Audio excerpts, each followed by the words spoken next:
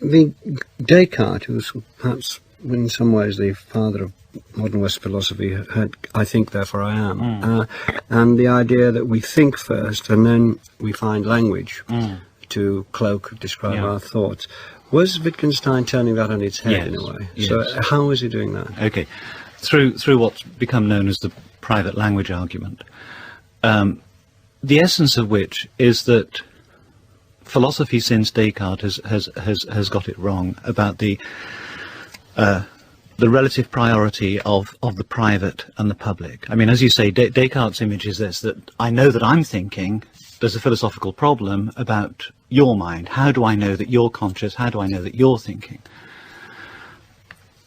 So the private is certain, the public is uncertain. Wittgenstein in the private language argument turns that around and says, look, the public has to be prior to the private, because it's through, as Barry and Marion have emphasized in the later work is all about language embodied in practice in a community. And Wittgenstein says, look, you know the contents of your thoughts not prior to your acquisition of language. It's rather because you take part in a community and you know the words of the language that you can describe your own thinking. So it's being in a community first. Be in a community, acquire the language of that community, and then you're in a position to say what it is that you're thinking. Barry Smith, he seemed to suggest, though, Wittgenstein, that before we have language we cannot think. Do you agree with that? I mean, do you think he was right there? Do I agree with it? No, but let me try and do my best to explain why he thought that.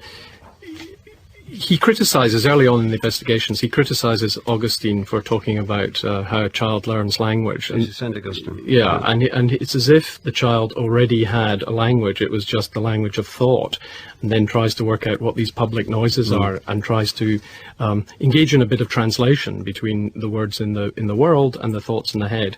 Now, that treats learning a language as something like learning a second language. And that's just not how it could be for Wittgenstein.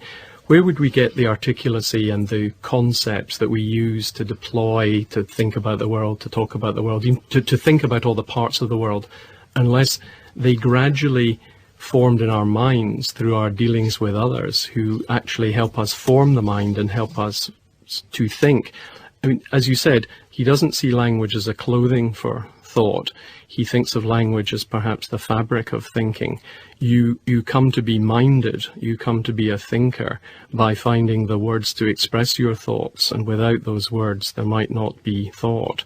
Now that, as you said, turns philosophy on its head. Descartes had started with the inner world of the thinker, trying to get from the inner world out there to the world and to others.